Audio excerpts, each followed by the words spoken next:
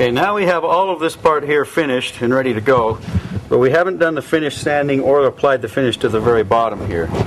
So in order to do that, we need to get this little nubbin, this little piece of wood out of the way, which we've been using to support it so far. And the reason that I'm taking this off last is that we want to have the support while we're doing all of this work so that we can work more aggressively and more efficiently. Once we remove this, we're going to have to work really quite carefully because it isn't supported nearly as much. So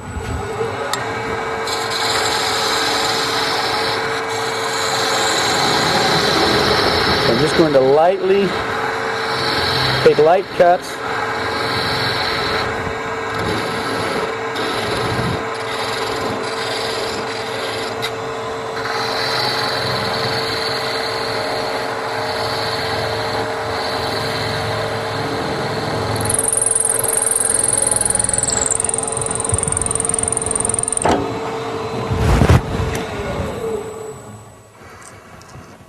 And we'll take that off. We'll move the tailstock out of the way.